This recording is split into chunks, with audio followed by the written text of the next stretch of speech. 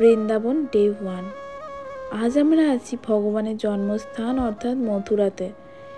এই বৃন্দাবনের মাটিতে পা দিয়ে একটা জিনিস অনুভব করেছি, এই মাটিতে পা দিতে ভাগ্য লাগে, যা তোমাদের সাথে আজ আমি শেয়ার করব। তো hey guys, welcome back to our channel Rich Official. তো আজকে হচ্ছে পার্ট 1 অফ বৃন্দাবন। তো পার্ট 1-এ আজকে আমরা যাচ্ছি হচ্ছে রাধাকুণ্ঠতে। তারপরে সারাদিন কি করি কি করব সবই দেখাবো। এখন আমাদের আশ্রম থেকে আমরা বেরোচ্ছি। এটা হচ্ছে রাধাকুণ্ঠ, মানে যে নদীটা, সেই নদীটা এটা হচ্ছে শ্যামকুণ্ড আর এটা রাধাকুণ্ড। এটা হচ্ছে শ্যামকুণ্ড নদীটা।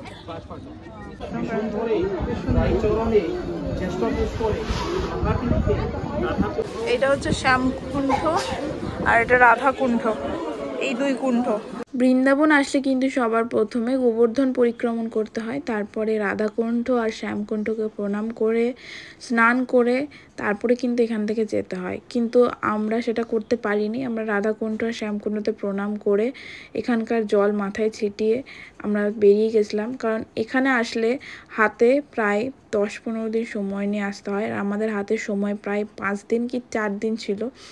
তো তাই জন্য আমাদের এত কিছু পুরোটা কমপ্লিট করা হয়নি। রাধাকুণ্ঠে আমাদের ভালো করে পুজো হয়ে গেছে, তো আমাদের মহারাজ পুজো দিয়ে দিয়েছে। তো আমাদের পুজো হয়ে গেছে ভালো করে। তো এটা হচ্ছে আমাদের মানে এই মাটি এখানকার দিয়ে তিলক জল বাড়ি নিয়ে যাওয়া খুব ভালো। এই জল কোনো একদিন পুরো দুধ হয়ে যায়, পুরো দুধ হয়ে যায়, মানে পুরো সাদা হয়ে যায়। কোনো দিন নাই, বাট কোনোদিন না কোনোদিন একটা হয়, প্রতি বছরে একবার। কত মহিমা আছে এই জলের মধ্যে। রাধারানী তার শাখা দিয়ে বানিয়েছিল এই জল, অনেক মহিমা আছে এখানে। এসে আজকে জানতে পারছি। এখান থেকে জল নিয়ে নিয়েছি, বাড়িতে সবাইকে দিয়ে দেবো। এই জল বাড়িতে রাখা খুব ভালো। রাধারানী না ডাকলে আসা যায় না। আমি প্রথমে ভাবছিলাম বসবো, আমার জামা ভিজে যাবে, তারপর বসে গেলাম, ভাবলাম ভিজে গেছে পুরো। এই জামাগুলোরও কপাল যে এখানে বসতে পেল। রাধে রাধে। এই দেখো আমরা সবাই এখন আছি। এটা কোথায়? এটা হচ্ছে শ্যামকুণ্ঠ, আর ওইদিকে হচ্ছে রাধাকুণ্ঠ। এইটার পিছনে, মানে তোমার দেখাচ্ছি, এই যে এটার পিছনে রাধাকুণ্ঠ। এখান থেকে আমরা হয়তো যাব, কোথায় যাবো? এখান থেকে আমরা বারসানা যাব।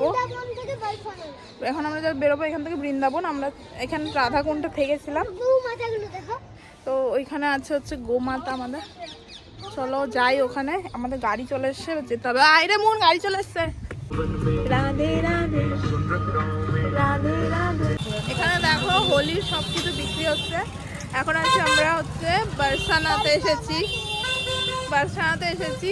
বারসানার বাইরে হচ্ছে এখানে সব হচ্ছে সব জিনিসপত্র বাড়িতে তোমরা নিয়ে যেতে পারবে। দেখো কি সুন্দর, এগুলো মানে সিঁদুর। এখন তোমার মনে হচ্ছে বৃন্দাবন চলে এসেছি। ভাবি এখন থেকে মনে হচ্ছে আমার বৃন্দাবন এসেছি। এগুলো সব সিঁদুর, লাল সিঁদুর। এই পাহাড়ের উপরে দিদা আসো। বারসানা মন্দিরে যেতে গেলে 130টা সিঁড়ি আছে। তো আমাদের দিদু একদম ইয়ে করে একদম চললো, বসে পড়েছে দিদু। এখনো অনেকটা সিঁড়ি আছে দিদু, এই পুরো সিঁড়িটা পেরোতে হবে। এখানে বসেছে, এখানে বসে সব দাঁড়িয়ে আছি আমরা। আস্তে আস্তে সবাই উঠছে, আমরা আস্তে আস্তে উঠবো। রাধে রাধে। বারসানা মন্দিরে এখানে প্রচুর ভিড় আছে। এখানে এখন সবাই 5টার সময় যেহেতু মন্দির খোলে, তো সবাই দাঁড়িয়ে আছে, আমরাও দাঁড়িয়ে আছি। দিদু উঠে গেছে সিঁড়ি দিয়ে। এখন এই কটা সিঁড়ি বাকি আছে, মানে এদিকে আমরা ঢুকছি। তো দিদু বসে গেছে, দিদু পারছে না। দিদু তো পারতে তো হবেই, নিয়ে যাবো দিদু। এটা হচ্ছে বারসানা মন্দির, আর এখানে ভক্তরা সবাই দাঁড়িয়ে আছে। এই দরজাটা খুলবে, ভিতরে নাকি হোলি খেলাও হচ্ছে। কি কি আছে এখানে? এটা কি পুজো দেওয়া?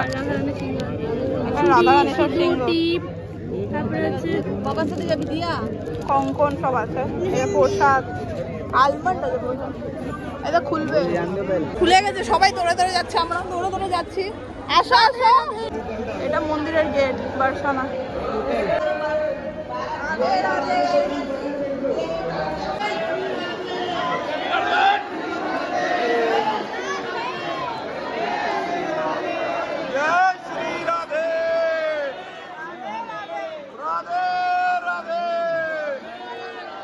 এই হচ্ছে রাধারানী।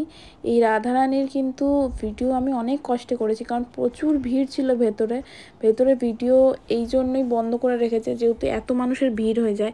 আর বৃন্দাবনে তখন কিন্তু এই বারসানাতে 1 মাস আগে থেকেই হোলি খেলা হচ্ছে, তো আমরাও সেই হোলি খেলায় মানে অংশ হতে পেরেছি।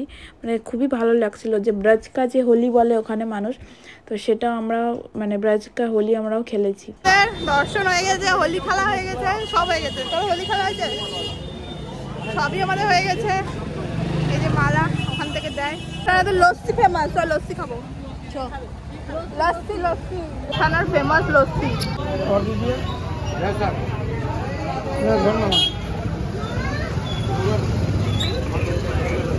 এটা হচ্ছে লস্যি এখানকার ফেমাস। 50 টাকা, 50 টাকা এক একটা গ্লাস। খেয়ে দেখি।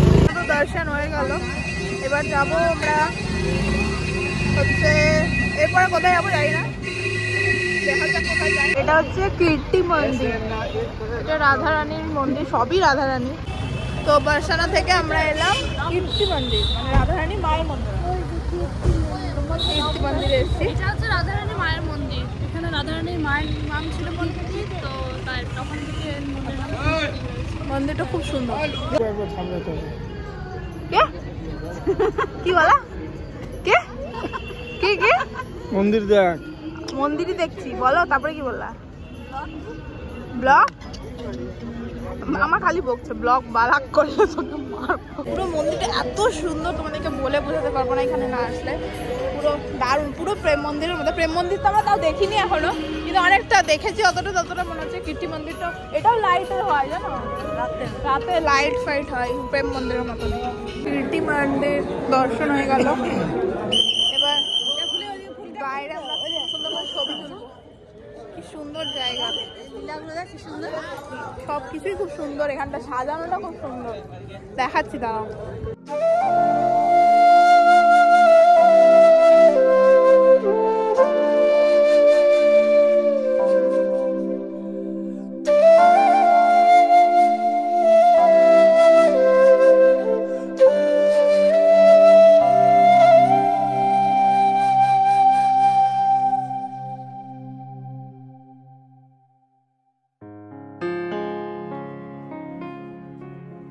কীর্তি মন্দির বহুত মানে খুবই ভালো করে দর্শন হয়ে গেছে। এত সুন্দর মন্দিরটা, মানে বলার বাইরে, দারুণ দর্শন হয়েছে।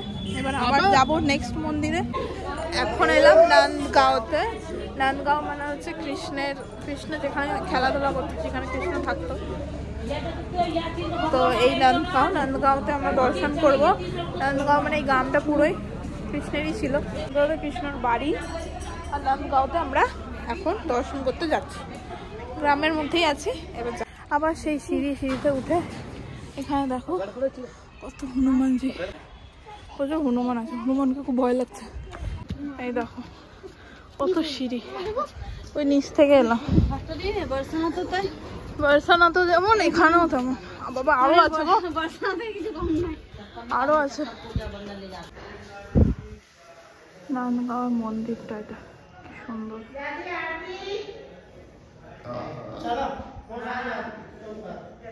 আমরা চলে এসেছি হোটেলে। হোটেলটা হচ্ছে আমাদের কি বলে এটা, বৃন্দাবনের হোটেলটা। এই হোটেলটা নিয়েছি আমরা। এই হোটেলের কাছে কি প্রেমানন্দ মহারাজের আশ্রমটা, এখান থেকে কাছাকাছি। তো রাতের বেলায় আমরা যাবো তো 2টোর সময়, তো যখন যাবো আমরা 2টোর সময় তখন তোমাদেরকে দেখাবো। আজকে প্রেমানন্দ মহারাজের দর্শন পাবো কি পাবো না জানি না, সবই কপালে। চলো ঘরে চলে এসেছি। তাহলে এই ব্লগটাকে এখানেই এন্ড করলাম। যদি কিছু ভালো লেগে থাকে তো like, comment, share and subscribe করে দিও। খুব জলদি দেখা হচ্ছে নেক্সট ব্লগে। ততক্ষণের জন্য টাটা। নেক্সট ব্লগ দেখতে ভুলো না কিন্তু।